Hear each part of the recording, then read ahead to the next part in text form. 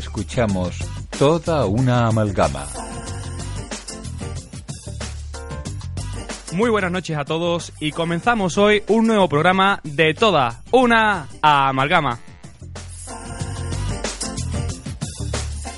Hoy, martes 23 de septiembre, encaramos ya el tercer programa de esta segunda temporada. Un programa que queremos dedicar a todos esos estudiantes de aquí, de nuestra ciudad de Sevilla, que comienzan el curso escolar. Y es que, bueno, en parte estamos un poco deprimidos porque comienza la rutina, hay que levantarse temprano, hay que estudiar, hay que trabajar, pero si no fuera por ello, el día de mañana no levantaríamos este país. Así que este programa va por todos los estudiantes que son tan importantes que a veces creemos que no son necesarios. Y bueno, y como este programa es bastante joven, nuestros componentes son muy jóvenes, creo que es una buena forma de enlazar para ya dar bienvenida a los compañeros en el día de hoy. En primer lugar, Marta González, nueva compañera, muy buenas noches. Muy buenas noches, Jesús. ¿Cómo vas a debutar, cómo vas a estrenarte tú aquí en este programa? Bueno, pues en primer lugar quiero decir que estoy muy contenta de poder estar aquí con todos vosotros y compartir este ratito curioseando.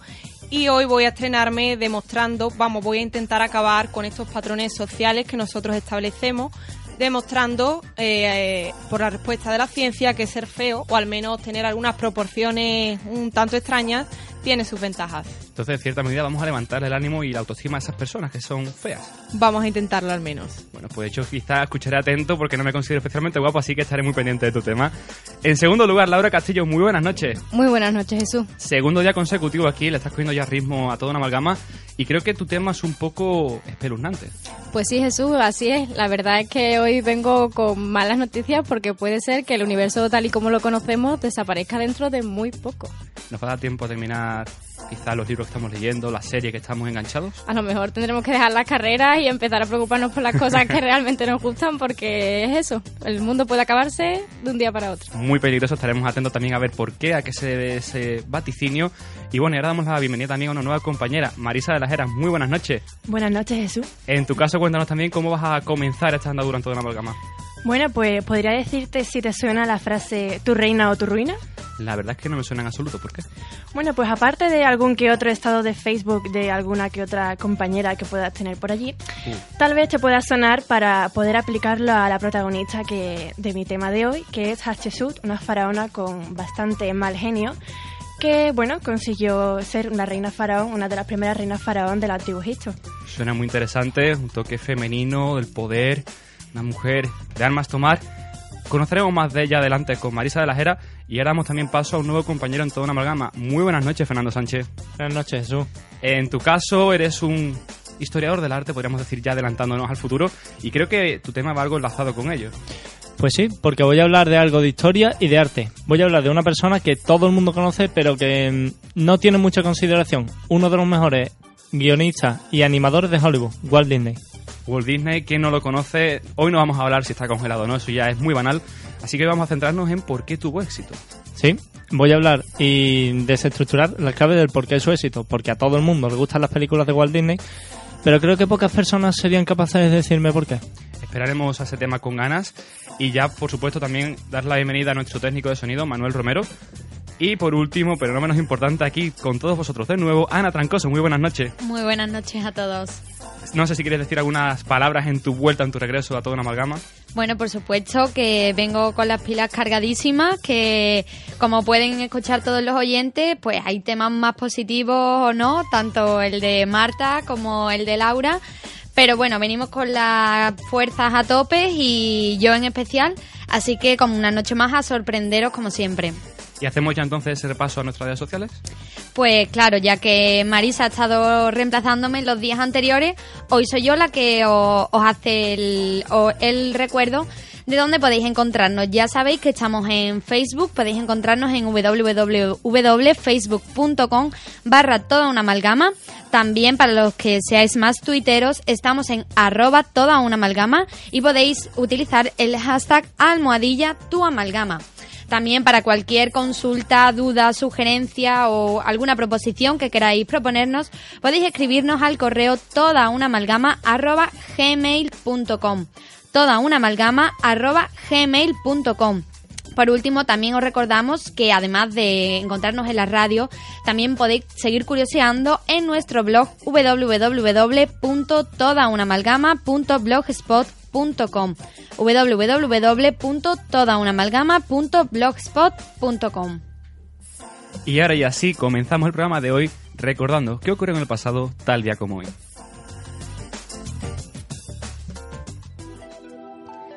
Comenzamos las efemérides de hoy en el año 63 a.C., cuando nace en Roma Cayo Julio César Octaviano Augusto, que será coronado emperador bajo el nombre de César Augusto durante 41 años, desde el 27 a.C. hasta su muerte el 19 de agosto del 14.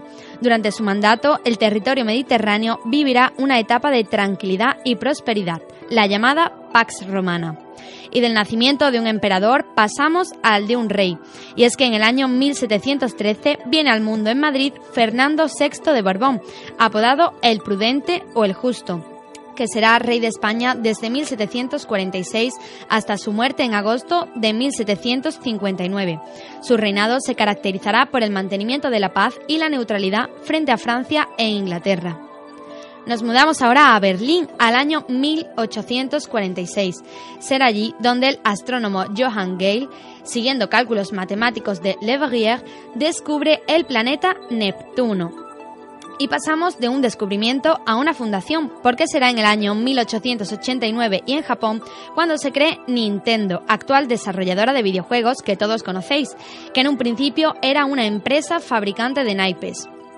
Ya en el siglo XX, en 1939, y enfermo desde que en 1923 se le diagnosticó un cáncer de mandíbula, fallece en Londres Sigmund Freud, médico neurólogo y libre pensador austriaco, creador del psicoanálisis.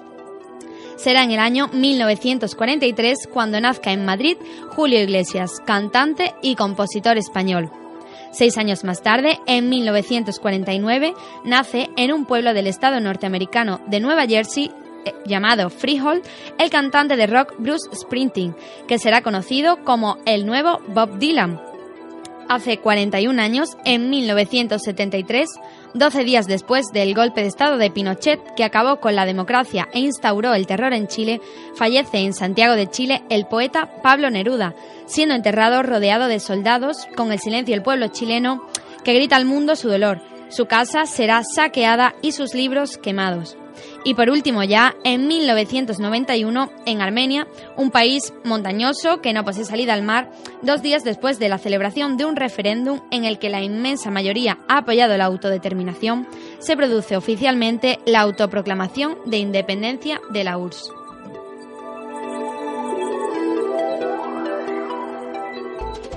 Recordado ahora este marco histórico del día de hoy, del día 23 de septiembre, llega el momento de comenzar el programa y qué fuera mejor que darle energía a esas personas que tienen la autoestima un poquito baja, recordando, bueno, más que recordando, comentando y descubriendo cuáles son las ventajas de ser feo con Marta González. La belleza física es una presentación mejor que cualquier carta de recomendación. Famoso apotegma enunciada ya por el siglo IV a.C. por el filósofo, lógico y científico de la antigua Grecia, por el conocido Aristóteles. Con esta especie de moraleja aristotélica llegamos al punto que buscamos con esta temática y que seguro que todos nuestros oyentes estarán de acuerdo con él. Mejor ser guapo que feo, ¿no? Y es que la autoestima personal y la imagen corporal son 2 elementos relacionados entre sí. El aspecto físico juega un papel muy importante en las relaciones interpersonales y responder a los patrones que marca la moda es algo que suele quitar el sueño a gran cantidad de personas. Si estás cansado de que te pongan apodos por tu aspecto físico o desesperado porque consideras algunas partes de tu cuerpo poco estéticas, quizás a partir de hoy empieces a verte con otros ojos, ya que hay algunos rasgos que probablemente considerarás como defectos que pueden ser beneficiosos para la salud. Hoy aquí, en Toda una Amalgama, voy a intentar acabar con estos patrones que nosotros mismos establecemos, mostrándole la respuesta de la ciencia a esta cuestión sobre la influencia que ejerce el factor físico en cada uno de nosotros.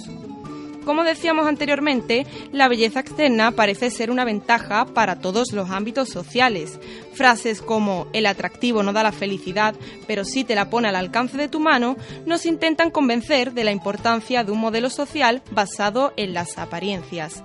Respecto a esto, queridos oyentes, me vais a permitir que discrepe, ya que estoy segura de que todos conocemos a personas con escaso atractivo físico que han triunfado en sus profesiones, y a nivel personal, por supuesto que también. En estos casos sí que no podríamos decir que todo cuanto consiguieron fue por su cara bonita. Pero más allá de las respuestas que los menos agraciados nos otorgamos a nosotros mismos a modo de consuelo, entre las que se encuentran "así el mundo me deja en paz", "a mí me gusta pasar desapercibido", la ciencia sí que consigue dar una respuesta que repercute directamente en el bienestar de las personas, es decir, repercute directamente en su salud. La ciencia aclara que los feos interiorizan mejor los elogios, están menos pendientes de su aspecto, se les recuerda mejor, parecen más amables y resultan menos intimidatorios. A continuación, vamos a destacar algunos aspectos de nuestra imagen que con frecuencia suelen acomplejarnos. En primer lugar, encontramos la baja estatura, ese complejo fácilmente solucionable para el género femenino y algo más enrevesado para los hombres, repercute en la esperanza de vida, o al menos así queda demostrado por los datos que la historia otorga. Y es que varios estudios que indagan por todo el mundo demuestran que las personas bajas viven más que las de gran estatura. Como ejemplo aclaratorio tomamos a la población de Okinawa, en Japón, quienes con tan solo 1,45 metros de estatura promedio tienen una de las expectativas de vida más alta del mundo, contando con más personas mayores de 100 años por cada 100.000 habitantes que en ningún otro lugar del mundo, siendo las mujeres las que tienen mayor esperanza de vida. Además, las personas de alta estatura son más propensas a sufrir enfermedades del corazón. Curioso, ¿verdad? El segundo punto es que nadie quiere tener un hijo feo, aunque para ti, su madre, sé que tu niño siempre será el más guapo del mundo, o al menos el más gracioso. Es por esta razón por la que a la hora de procrear buscaremos el representante, o que al menos a nosotros nos lo parezca, más atractivo del sexo opuesto. Y sí, también la ciencia nos habla de esto, y lo hace a través del siguiente veredicto: las personas feas son más fértiles. Y a continuación explicamos por qué. La evolución de la especie asume que el hombre atractivo tendrá más acción con el sexo opuesto. Y en estos casos, la naturaleza los conduce a conservar sus mejores municiones. O sea, los hombres que tienen más encuentros sexuales en cada eyaculación no entregan lo mejor de sí. En cambio, un hombre poco atractivo, cada vez que entra en contacto con el sexo opuesto, esta podría ser la última vez, por lo que da, genéticamente hablando, todo lo que tiene. El tercer punto que tratamos es la destacada presencia de la rinoplastia en la sociedad, que para aquellos que no la conozcan es una operación consistente en la modificación de la nariz. Además, concretamente, es una de las cirugías estéticas más demandadas en nuestro país. Pues si tienes una nariz con un tamaño fuera de lo común, debes saber que están más protegidos a las infecciones y bacterias, ya que se inhala un menor porcentaje de partículas en el aire. Por ejemplo, un estudio encontró que las personas con narices pequeñas tenían un 6,5% más de partículas en sus vías respiratorias, después de crear dos narices artificiales, una casi el doble de grande que la otra. Se comprobó pues que la más grande actuaba como una barrera para los gérmenes. El punto número 4 explica que los pabellones de la cirugía estética están repletos de mujeres que buscan un engrandecimiento de pechos. Quizás muchas de ellas no sepan que tener un pecho poco desarrollado evita los dolores y molestias de espalda. Por el contrario, una delantera voluptuosa altera la combatura de la columna. Una investigación de la Sociedad Estadounidense de Cirujanos Plásticos encontró que previo a una cirugía de reducción mamaria, la mitad de 179 mujeres sufría dolores de espalda. Tras la operación, solo el 10% mantenía esas molestias. Quizás no tuviste la suerte de estar dotado con un cuerpo esbelto, estilizado, musculoso y un largo etcétera de adjetivos que las visitas al gimnasio añaden en ti, pues para la ciencia estás de suerte, puesto que según estudios ambos sexos prefieren en sus parejas cuerpos debiluchos a la hora de mantener una relación duradera, ya que tienen menos posibilidades de sufrir abandonos, especialmente en tiempos de crisis. Y después de hacer un pequeño recorrido por algunos de los muchos aspectos físicos que nos pueden preocupar, espero que tu visión haya cambiado, especialmente aquella que apunta sobre ti. Acabo con una frase que espero que no olvides nunca: no hay belleza perfecta que no tenga alguna rareza en sus proporciones.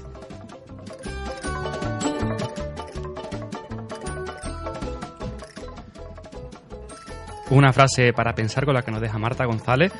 Yo creo que ha subido el ego y la autoestima a muchas personas, pero bueno, voy aquí a Marisa de las Heras con ganas de hacerte una pregunta, no sé qué será. Sí, bueno, aunque existan todas estas ventajas de ser feo, ¿cuáles dirías tú que son las operaciones de cirugía estética que más se hacen en España? Pues la verdad, Marisa, que me parece una pregunta bastante interesante, especialmente porque en el momento en el que empecé a investigar sobre la rinoplastia, que es algo de lo que he hablado, sí que encontré una estadística de cuáles son las operaciones más demandadas en nuestro país. En primer lugar, te podría decir que se encuentra el aumento de pechos, que es un procedimiento quirúrgico, como todos saben, dirigido a mejorar el tamaño y la forma del pecho. También está la liposucción, que sirve para remover los depósitos de grasa en partes del cuerpo como el abdomen, la espalda, caderas o muslos. La blefaroplastia tiene como finalidad rejuvenecer el aspecto del rostro mediante la operación de párpados, y también la que he tratado, la rinoplastia. Y por último, una operación también bastante demandada es la reducción de mamas. Espero que haya quedado tu pregunta contestada. Sí, todo aclarado.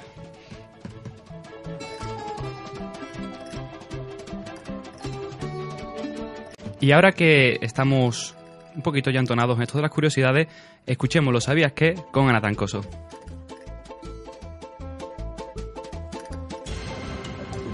Según un estudio de la Universidad de Brown, el olor axilar está relacionado a la ideología política de las personas.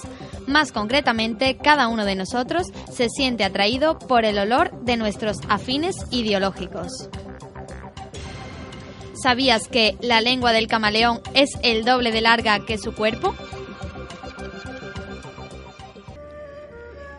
Con esta música de fondo, este estudio, el estudio de Radio Giralda, parece volverse un poco en el pasado para adentrarse en el antiguo Egipto. Y es que hoy aquí, con Marisa de las Heras, vamos a descubrir la historia de la faraona Hatshepsut.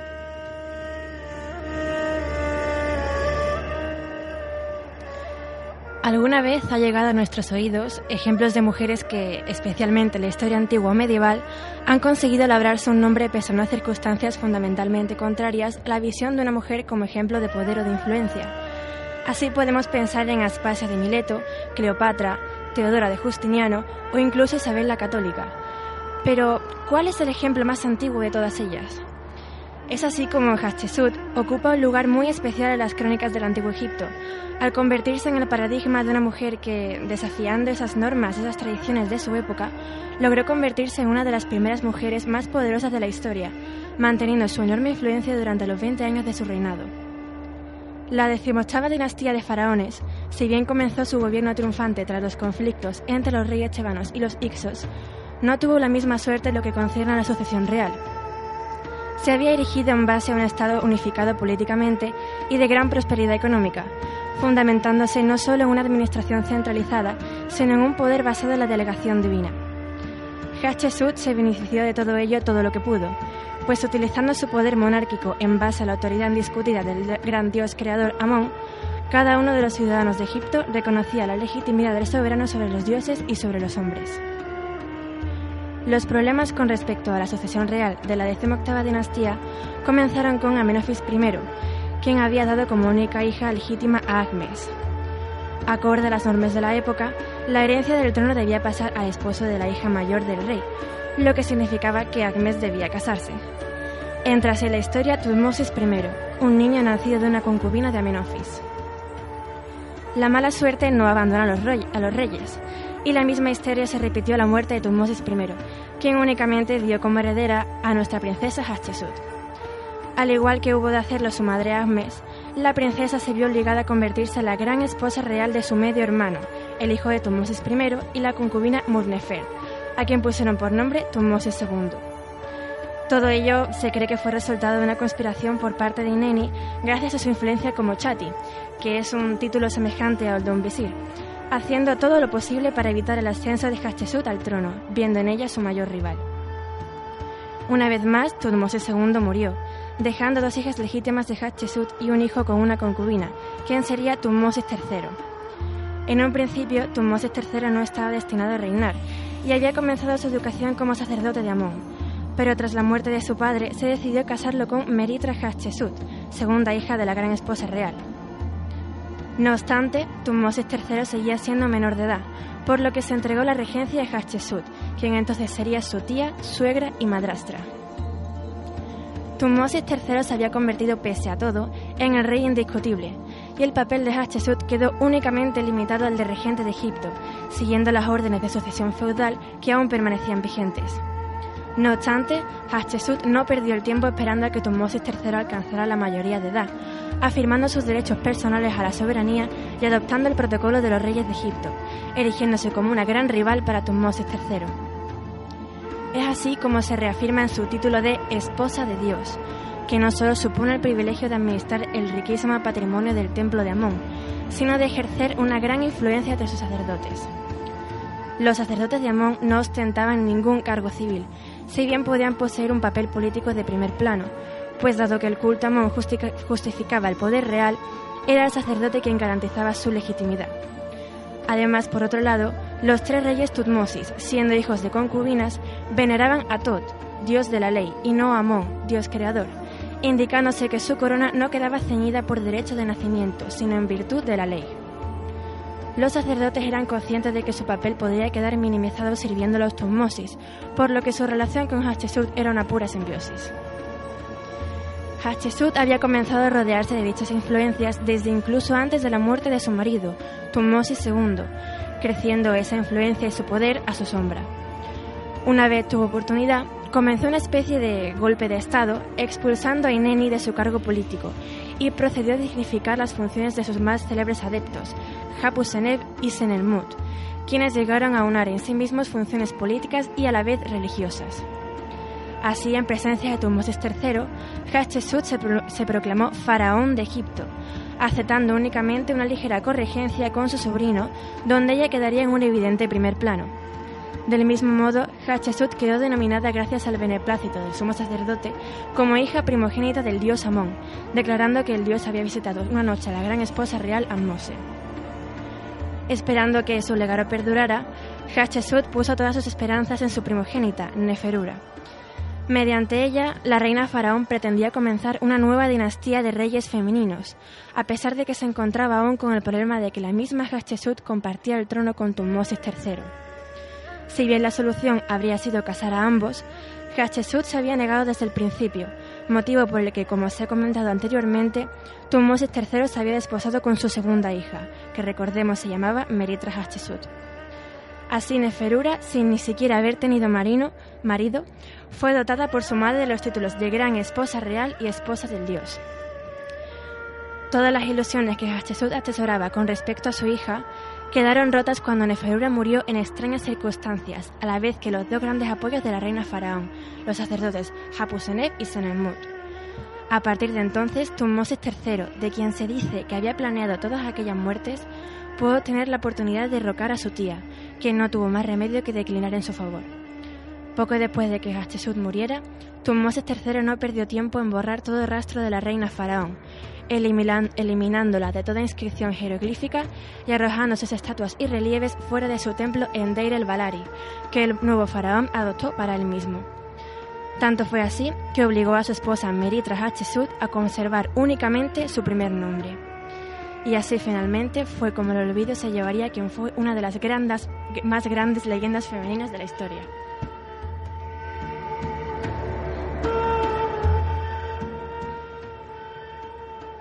Hemos vuelto atrás en el tiempo hoy aquí en Toda una Amalgama y creo que quedan algunos cabos sueltos que nos gustaría profundizar más en ello. Veo aquí a Marta González con ganas de comenzar quizás. Sí, la verdad es que me ha gustado mucho tu tema, ha despertado gran curiosidad en mí, por eso me he quedado con ganas de saber más. Y de ahí mi pregunta, me gustaría que me respondieses a qué significa eso de que la faraona se denomine como la hija de un dios. Bueno, básicamente estas declaraciones eran una auténtica declaración de intenciones. Por un lado, Hatshepsut así negaba cualquier vínculo que pudiera tener con un Tutmosis, pues recordemos que su padre biológico era Tutmosis I. Y por otro lado, pues digamos que este fenómeno se denomina teogamia, por cierto, y era un fenómeno que era muy poco común verlo en los reyes que gobernaron en Egipto, dado que la tradición era que el trono lo ocuparan un faraón y su esposa como representantes en la tierra de los dioses Horus e Isis. un rey no podía gobernar sin antes estar casado, pues en él no podían hallarse esos dos mismos dioses representados. Razón además por la que el gobierno de Hatshepsut pues, pudo llamar la atención como la llamó. Y además ella misma, al llamarse faraón, podía permitirse el lujo de representarse los relieves y las escrituras, teniendo en cuenta que se representaría como la divinidad que le conviene a una hija de un dios tan importante como es Amón. Se representaría dotándose de los atributos masculinos propios de un faraón, tales como la barba osiríaca o el nemes, apareciendo incluso sin pechos. En mi caso, Marisa, he escuchado cómo has contado la historia de este personaje, cómo has evolucionado desde cómo llegó al trono, pero me queda un poco suelto el descubrir, el saber precisamente cómo se hallaron sus restos o cómo fue descubierta su figura. Bueno, básicamente Hatshepsut fue descubierta como una momia completamente desconocida por el arqueólogo Howard Carter en 1903. Howard Carter nos puede sonar sobre todo por todo el tema de Tutankamón y demás. Y bueno, en el 2005, si no me equivoco, Zahi Hawass se centró concretamente en esa momia desconocida que había descubierto Howard Carter, justo por la curiosidad de ver en ella rastros de que donde había estado enterrada no correspondía con la ubicación donde la habían encontrado.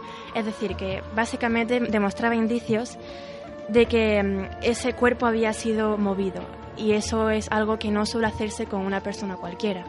Y precisamente a partir de esos restos que comentas, ¿hubo forma de conocer cómo fue su muerte o cómo murió este personaje? Claro, bueno, básicamente esta mujer estuvo los últimos meses antes de morir con unos muy fuertes dolores y altas fiebres que se dice que vinieron por una especie de cáncer maligno en el abdomen y un absceso séptico, que al final lo que consiguió causar al final fue un shock septicémico.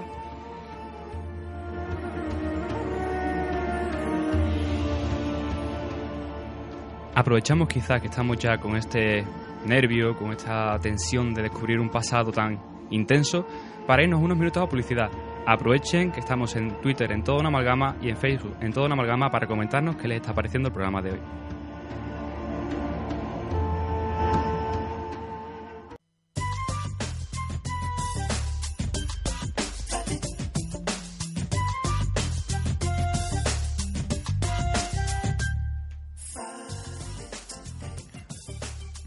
Volvemos a Radio Giralda cuando son las 9:32 de la noche.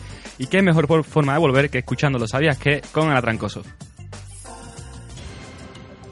¿Sabías que la velocidad del viento en la atmósfera de Neptuno puede alcanzar hasta los 2000 km por hora? Es la velocidad más alta del sistema solar. ¿Sabías que la letra E es la que más se repite en castellano? Curiosamente, Ana, yo creo que tu nombre no tiene esa letra. Y bueno, y siguiendo contigo, ¿cómo están las redes sociales hoy? Pues vamos a hacer el repaso de siempre porque, bueno, a pesar de que mi ordenador para variar me está dando unos problemillas... Desde aquí citamos a todo el mundo a que si nos quieren mandar un ordenador para Ana Trancoso, tienen nuestra dirección. Bueno, podemos abrir un crowdfunding o algo así. Respecto al tema que ha tratado Marta, pues tenemos diferentes comentarios. Juan nos dice que la belleza está en los ojos del que mira, anónimo. Y Yo Soy Tu Gatita, por su parte, nos ha enviado varios tweets. Ella nos dice: yo soy consciente de que hay personas que gozan, disfrutan y saborean buena salud, pero esos no me ponen, son feos. Yo pareceré una tigresa, pero si me echo un novio así, que se vea feo, yo lo tendría solo para que no me lo quiten las viciosas. Bueno, la verdad que Yo Soy Tu Gatita tiene razón. Bueno, en el fondo hemos hecho este tema para, bueno, todo tipo de personas pues puede subir un poco la moral, como decíamos, y eso, pero para gustos los colores. Y por último, Juan Carlos Pavón nos decía, escuchándolos con mucha atención desde Colombia, y Ariel, estoy escuchando Radio Giralda en TuneIn. Estupendo, tenemos oyentes en todos los lados del mundo. Desde aquí les agradecemos a todos esa atención, esa fidelidad. Y precisamente por ello comenzamos de nuevo a hablar de curiosidades, que para eso está Toda una Amalgama.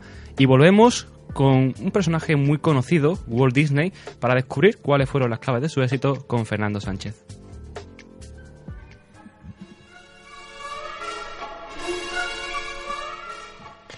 Buenas noches, queridos radioyentes.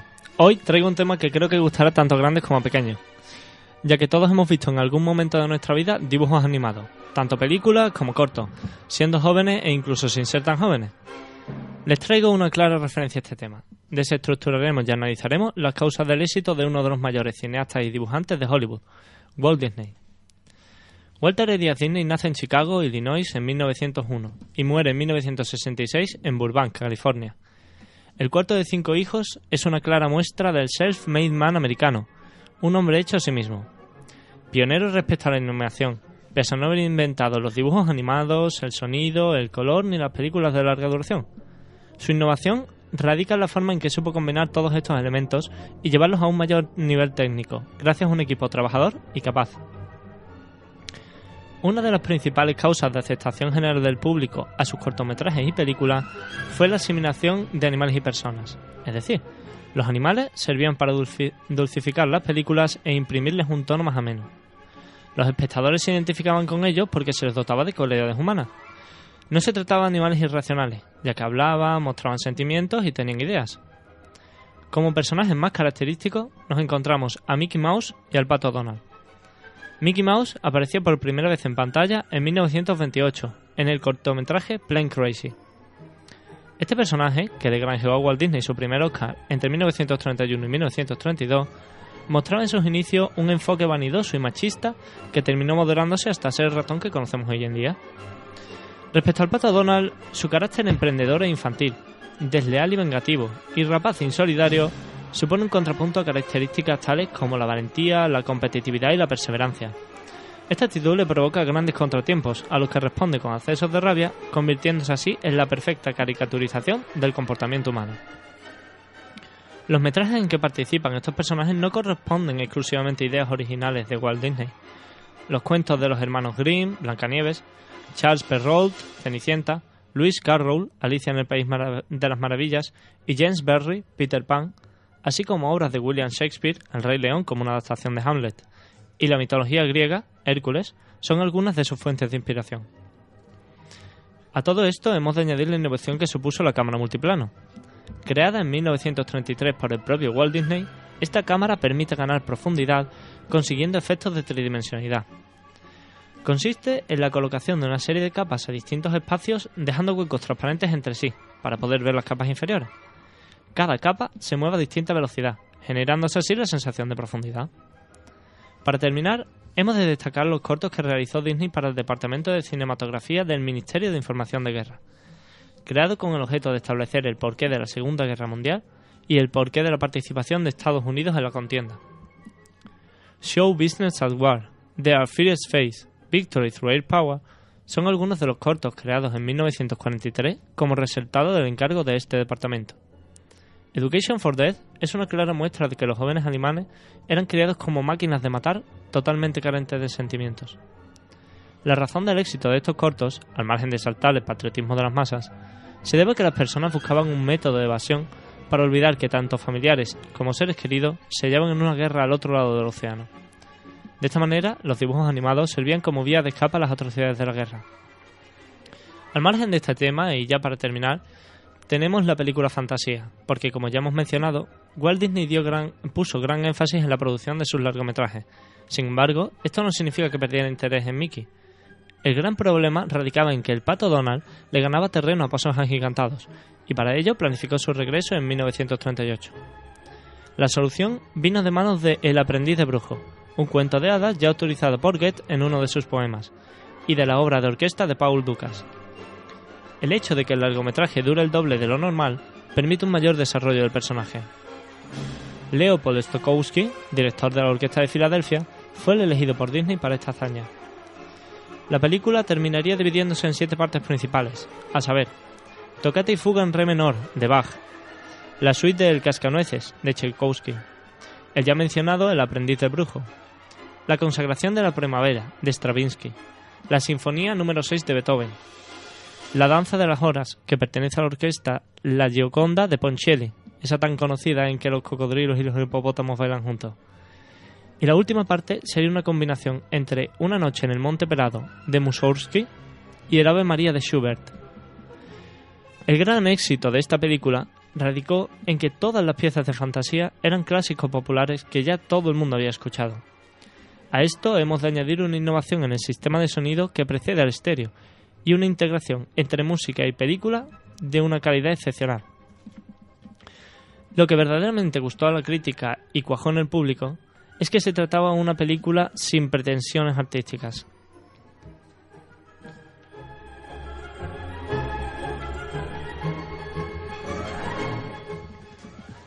Muy buen tema de Fernando. Hemos ya descubierto un poquito más de ese personaje tan carismático que está en todas las casas, Walt Disney. Y ahora quizá vamos a cambiar de nota, nos vamos a entrar en un mundo más peligroso en parte, difícil de entender, complicado, complejo. Y es que Laura Castillo hoy aquí puede contarnos que en el bosón de Higgs está el final del universo.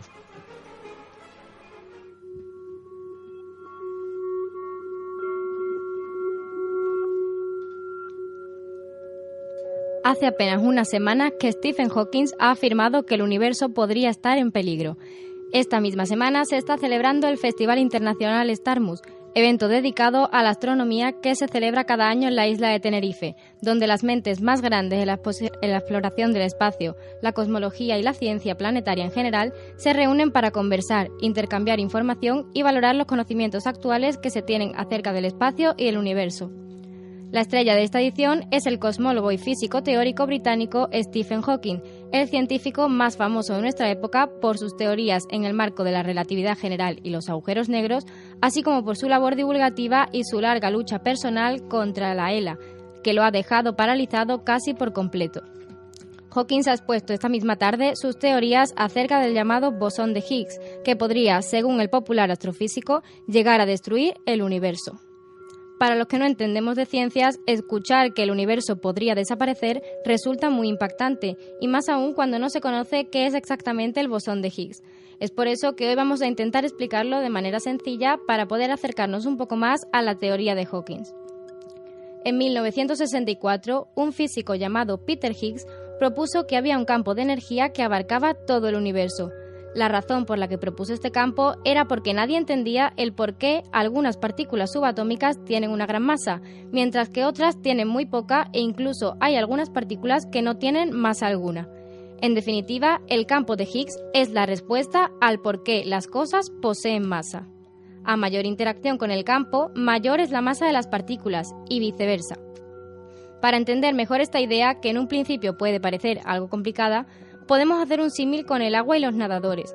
En nuestra comparación, el agua cumple el rol del campo de Higgs y en ella podríamos imaginarnos, por ejemplo, un pececillo alargado que, al apenas interactuar con el agua, puede nadar muy fácilmente. Este pez sería similar a una partícula con muy poca masa. Sin embargo, si el que nadara en el agua fuera, por ejemplo, Homer Simpson, cuya afición a los donuts todos conocemos, interactuaría mucho con el agua, por lo que se movería lentamente a través de ella. Es decir, se correspondería a una partícula que obtiene una gran masa al interactuar mucho con el campo de Higgs. Con este símil podemos llegar a pensar que entonces cuanto más grandes sean las partículas, más interactúan con el campo y por tanto mayor masa tienen, pero no es así. La más ligera de las partículas comunes es el electrón, mientras que en el mundo subatómico el rey de la masa es el llamado quark cima, que llega a pesar unas 350.000 veces más que un electrón. Y podíamos pensar que es más masivo por ser más grande, pero en realidad ambas partículas son exactamente del mismo tamaño. El quark cima posee una mayor masa simplemente porque interactúa más con el campo de Higgs. De hecho, si este campo no existiera, ninguna de estas partículas tendría masa alguna. Ahora bien, en la prensa no se oye hablar del campo de Higgs, sino del bosón de Higgs. Para entenderlo, recurrimos otra vez al ejemplo del agua, que sabemos que está compuesta por moléculas de H2O. Pues bien, en el campo de Higgs, al igual que en el agua, está compuesto de partículas más pequeñas, pero en este caso llamadas bosones de Higgs. Lo que Hawking teoriza es que si estas partículas alcanzaran niveles de energía muy elevados, se volverían inestables provocando un colapso cósmico, un deterioro catastrófico de vacío que colapsaría el espacio y el tiempo. El universo podría sufrir una descomposición tal provocada por una burbuja de vacío que se expandiese a la velocidad de la luz, algo que es poco pronosticable y podría suceder en cualquier momento sin que lo viéramos venir. Claro que todo tiene sus matices, El físico, que hace apenas unas horas ha pronunciado su discurso en Tenerife, también destaca que la posibilidad de que esto ocurra es muy poco probable, ya que los científicos todavía no han logrado crear un acelerador de partículas lo suficientemente grande como para producir semejantes condiciones.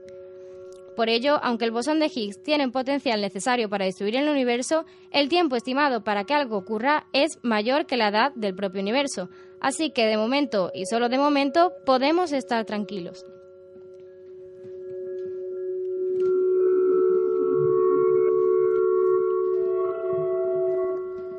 Aterradoras estas declaraciones, Laura. Y en mi caso, muchos lo conocen, fue el comienzo quizás de toda una amalgama, nuestro artículo dedicado al bosón de Higgs. Pero entonces yo lo escribí personalmente y lo llamaba como la partícula de Dios. Es algo un poco más positivo a este miedo que nos acabas de generar. ¿Por qué dirías tú que el bosón de Higgs se conoce también como la partícula de Dios? Pues sí es cierto que se conoce como la partícula de Dios, más a lo mejor en términos periodísticos, es un nombre más comercial que científico. Y quizás pues pueda deberse a esta capacidad que tiene el bosón de Higgs de crear masa prácticamente, pues digamos, de forma divina, ¿no? Sin ninguna necesidad nada más que de simplemente la interacción pues con otras partículas. Y además hay que tener en cuenta pues que anterior al descubrimiento del bosón de Higgs no se tenía ninguna base científica acerca de por qué las cosas tenían masa y bueno, pues se creía que era algo divino o algo debido a la mano de Dios. Entonces por ahí pues puede ir. Quizás por terminar un poco filosóficamente, ese yin y el yang, que siempre están presentes, el bien y el mal, y una partícula capaz de generar y capaz de destruir. Así es.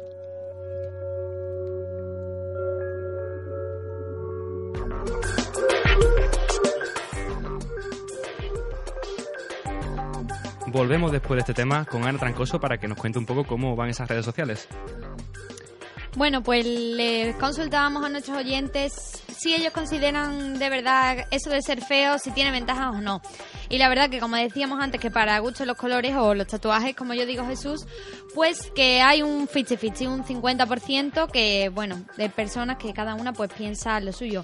De nuevo, yo soy tu gatita, nos vuelve a escribir. Me gusta eso de que venga un príncipe azul a rescatarme, pero vamos, que en la vida me han venido más sapos que príncipes.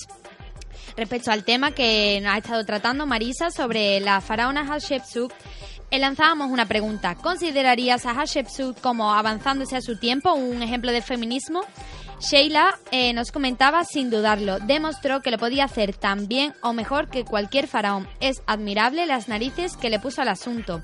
Y Juan Carlos Pavón nos dice: considero que fue una mujer muy adelantada a su tiempo. Yo soy tu gatita, nos escribe de nuevo. Me ha hecho mucha ilusión. Gracias por nombrarme. Sois excelentes.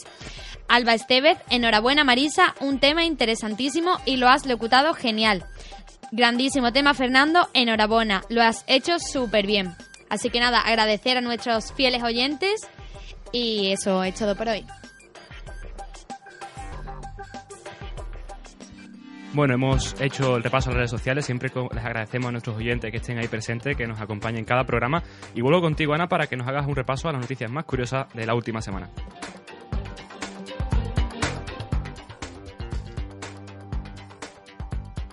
Bueno, pues agarraos a la silla donde estéis porque venimos cargaditos de juguetes. Sarah White es una psicóloga estadounidense que ha decidido dar un giro total a sus consultas con hombres con adicción a la pornografía. Por ello ofrece una terapia poco usual que consiste en desnudarse delante de sus pacientes, con el objetivo de que superen esa situación. La psicóloga de 28 años asegura que a través de esta terapia todo es diferente, ya que los pacientes pueden masturbarse delante sin problema. Ellos se sienten cómodos conmigo sobre cosas que a ellos les perturba. Yo a cambio me desnudo para mostrar la confianza que tengo en ellos y que no juzgo en ningún momento lo que dicen, explica White. Asegura que el desnudo permite que se cree un sentido de intimidad y confianza que hace que los pacientes se abran al 100%. Bueno, y a ver qué haríais vosotros en esta situación, ya que hay un grupo de cibernautas que han destrozado sus iPhone 6 al tratar de cargarlos en el microondas por un bulo de un foro. A través del foro de internet 4chan comenzaron a circular las falsas instrucciones de una nueva opción que en teoría permitía cargar el iPhone 6 metiéndolo en el microondas. A pesar de que suene disparatado, algunos usuarios decidieron probarlo y, por supuesto, el resultado no fue el esperado. Esta historia suena a chiste completamente, pero no lo es en absoluto. Algunos incluso han subido sus fotos a Twitter muy indignados tras lo ocurrido, pero bueno, así evitarán que otros lleguen al mismo resultado. Está claro que uno no puede fiarse de todo lo que encuentra en Internet porque luego pasa lo que pasa. Y ahora imaginaos por un momento que descubrís que vuestro marido o vuestra pareja os es infiel. Pero no solo eso, sino que lo hacéis cuando éste ya ha fallecido. Tras la muerte del argentino Guillermo del Castillo el pasado 5 de septiembre, su familia decidió publicar una esquela en un periódico. Hasta aquí todo normal. Pero la sorpresa vino cuando Graciela, la esposa de Guillermo, descubrió que justo bajo la esquela que había encargado publicar, había otra también dirigida a su marido. 2 esquelas publicadas en la misma página de un periódico han servido para destapar la infidelidad que el fallecido había ocultado durante los últimos 5 años. La amante se trata de Susana Cegada, en cuyo perfil de Facebook se pueden ver varias fotografías que demostrarían la infidelidad de Guillermo a su mujer. Y continuamos con las noticias más increíbles. Una joven de 21 años ha pagado 15.000 euros por implantarse un tercer pecho de silicona para convertirse en una estrella de televisión y ser famosa. Desde luego esto resuelve todas las dudas que nos comentaba antes Marta. La estadounidense Jasmine Trideville, de Florida, ha estado ahorrando durante 2 años para hacer su sueño realidad, aunque el dinero no ha sido su único obstáculo, pues ningún cirujano accedía a realizarle tal operación. La joven lo intentó al menos con 50 cirujanos diferentes que rechazaron realizarle la operación al ir en contra del código deontológico. Todo mi sueño es conseguir un programa en TV y para ello he decidido invertir cada dólar en esto. Si no funciona, me arruinaré, explicó Trideville después de tatuarse un pezón en su nuevo pecho. ¿Y alguna vez habéis tenido una mala experiencia con la restauración? Pues aquí os traemos esta. Un joven de 18 años ha sido arrestado por restregar sus genitales en una pizza familiar que iba a servir a un cliente. Para su desgracia, otro cliente que esperaba una pizza le pilló con las manos en la masa, y nunca mejor dicho, de forma que este lo denunció a la policía. Simons no tuvo más remedio que admitir su culpa y los agentes se lo llevaron detenido por alterar un producto de consumo. Tras pagar unos 7.000 euros de fianza, fue puesto en libertad y obviamente despedido de la cadena de pizzas en la que trabajaba. Al parecer, todo fue un acto de venganza porque el cliente había solicitado un pedido cuando estaban a punto de cerrar y hacer caja. Así que tened mucho cuidado.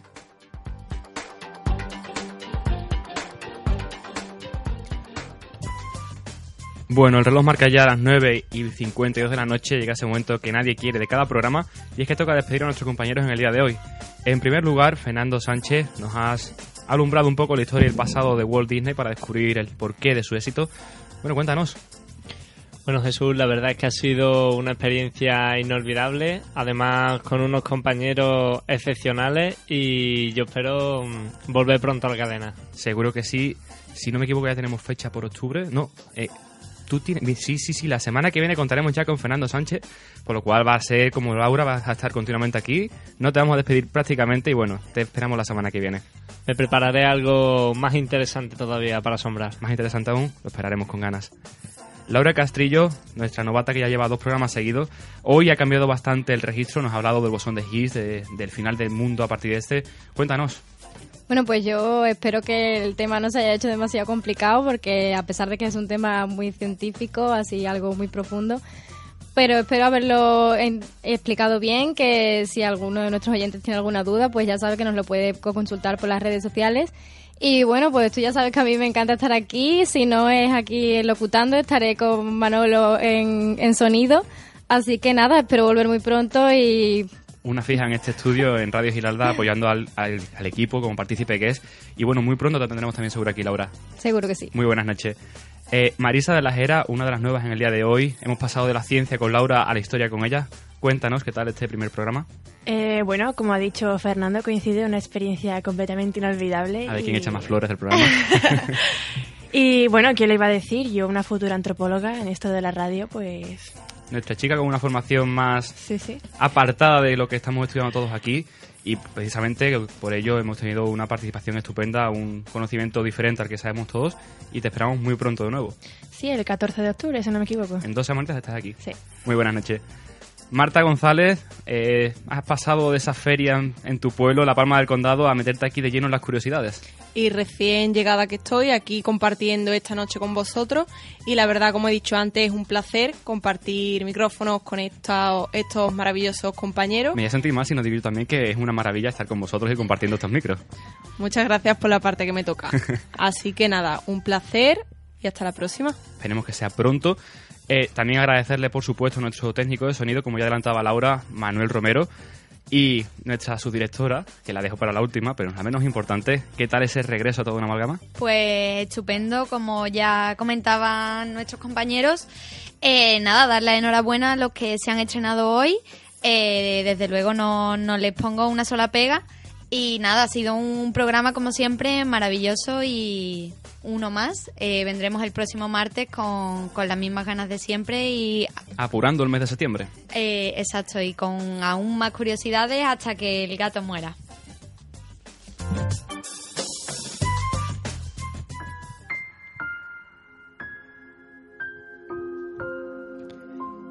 Como he comentado al principio del programa, para muchos sevillanos y muchos estudiantes, comenzaba esta semana esa época tan farragosa que tampoco nos gusta, que es el regreso al curso escolar, el regreso al curso universitario. Es una cosa establecida por normativa, que bueno, que todo el mundo sigue un proceso, unos pasos concretos en su evolución y en su avance como estudiante. Y hoy precisamente me encontraba con una noticia que me parecía bastante interesante comentar a colación de esto, y es que un chico asturiano que se conoce con el nombre de Luis Iván Cuende, decidió a una temprana edad salirse de este sistema, salirse de lo que es el proceso evolutivo en la formación estudiantil. Para ello, este chico argumenta que realmente, si quien vas al colegio vas por norma. Lo que se da está establecido y quizás no llena y no cunde a las habilidades que uno puede llenar. Y es algo muy cierto, no sé vosotros, pero yo he pasado por eso hace poco y he comprendido que en ciertas etapas, en ciertos cursos, tú podías dar más de lo que realmente te exigía esa etapa de tu vida. Por ello, quizás es tan sencillo como implantar en el futuro un sistema más flexible en el que cada cual pueda evolucionar acorde a sus habilidades, a sus actitudes. Y no este sistema en el que nos encontramos que, bueno, si no vas acorde a lo que está establecido es como que te has salido del sistema y no mereces la pena, cuando quizás puedas dar mucho más de lo que el sistema te exige. Por ejemplo, se me ocurre un caso concreto, y es que en mi caso yo, con mi edad, 23 años para que no lo sepa, comencé a estudiar en el colegio inglés con 9 años. Bien, una edad temprana. Pero, por ejemplo, mis padres, mis familiares más adultos comenzaron a estudiar a una edad mucho mayor, quizá en su adolescencia, con 16 años, con 20. ¿Por qué esto se destrasó a los 9 años? Porque realmente podíamos dar más de nosotros. ¿Y por qué, por ejemplo, ahora los chicos que están en el colegio ya dan inglés con 4 años y yo lo di con 9? Bueno, porque podemos dar más de nosotros y realmente el que se den ciertas cosas a ciertas edades no tiene una razón más allá de que está establecido así porque se considera normativamente o protocolariamente lo mejor, pero de lo mejor siempre, de la mayoría salen personas, de la norma siempre hay excepciones. Por eso este chico presume de que a sus 18 años, por ejemplo, ya WhatsApp, una multinacional emergente, lo ha querido contratar, de que grandes multinacionales se han puesto detrás de él y de que, por ejemplo, trabaja en Telefónica al mismo tiempo que asesora nada más ni nada menos que al vicepresidente de la Comisión Europea. Todo con 18 años. Una situación que, bueno, que parece sorprendente, pero más sorprendente es si nos damos cuenta de que este chico no tiene ni un título universitario. Ni uno. Y es curioso porque Luis Iván comenta en una entrevista que sus padres están en parte en contra de ello. Parece extraño que el chico esté triunfando a una edad tan temprana y que sus padres le estén intentando obligar a sacarse un título. ¿Por qué hay que sacarse un título si una persona puede tener esas competencias y esas aptitudes para hacer un trabajo perfecto sin necesidad de esos estudios? O formándose por su parte, porque realmente lo que nos hace evolucionar como profesionales del futuro es nuestra inquietud por conocer más y aprender. Y realmente para ello no hace falta, ni mucho menos, seguir una línea que todo el mundo sigue. Los que se salen de la línea son al final los que acaban triunfando. Muy buenas noches y hasta el próximo martes.